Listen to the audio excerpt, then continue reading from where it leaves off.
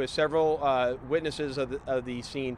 As we reported earlier, the suspect vehicle was described as a silver Subaru WRX. It is believed that the incident was possibly linked to a road rage that occurred between the gray Jeep Cherokee, which was the victim's car, and the Subaru WRX. That information quickly was relayed to the rest of the patrol command throughout the valley, along with our Fusion Watch and through our local partners, and we were able to quickly identify a license plate for that vehicle. And that vehicle, through that license plate, we were able to get the registered owner's address, and our air unit was thankfully able to locate that vehicle very quickly at the registered owner's address, which is in the area of Washington and Torrey Pines.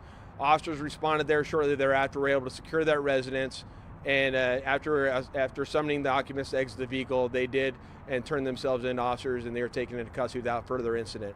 What we now know is that that vehicle was only occupied by one occupant, which was a female in her 20s, and that our male victim, who sustained, as we reported earlier, a gunshot wound to the neck, was a male in his 50s. Based on those details, homicide responded. We took over that investigation.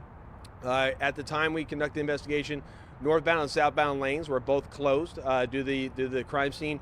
Both those lanes are now open and traffic is free flowing in Las Vegas Boulevard.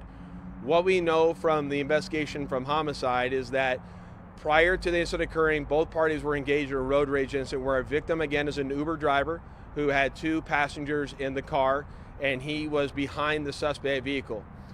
During this road rage that is going on between the two cars, which sounds like it occurred in the distance of maybe a quarter of a mile, he comes to us, when both cars come stop, our victim exited his vehicle, approached the suspect car, banged on the driver's side glass possibly, and then that is when we believe he was shot. At which point in time, he himself was armed and he produced a firearm, but he collapsed pretty quickly after, and right after he drew the firearm. His firearm was not in play at this time, it's believed, in this incident.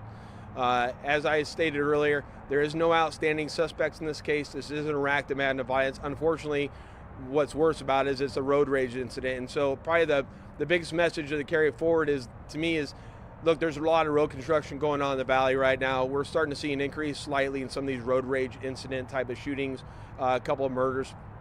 Please, none of this is worth their life. Had he stayed in his car, I'm not advocating for what occurred. What I'm saying is, had he stayed in the car, this probably wouldn't be, and it wasn't worth somebody's life. There's a lot of construction traffic down there also. Just everyone be patient. None of this is worth your life over a road rage incident. With that, I'll take any additional questions you may have. I assume the suspect was booked into CCDC. What charge? So right now, I'm not going to give out any charge right now because we're still doing the interview and finding out what their side of the story is on everything. And I think it's too early to have a definitive charge on that for right now. Do you know how many shots were fired? I do not know how many shots fired at this point in time. I do know no shots were fired from the victim's fire. The other two victims in the Uber, where are they now? I classify them as witnesses. They kind of witnessed everything that happened. They're very cooperative. We interviewed them as homicide. They're hopefully on about their way. Unfortunate for their experience that they had today. This investigation happened on the not active, on the racetrack that was still up, the fencing and everything else. Did that complicate the investigation at all? No, I don't think that complicated the investigation. I think the aspect of that is that's what led to a lot of the road closures that are down there. So it occurred in one of the travel lanes that it was normally be the number 2 travel lane, but today it was the number 1 travel lane because of road closure. Are you looking for any additional video from witnesses? Now, if there's any additional witnesses or a video and you were not interviewed by detectives or law enforcement today, which I'm sure did occur, please reach out to the LVMPD homicide section or reach out through Crime Stoppers of Nevada.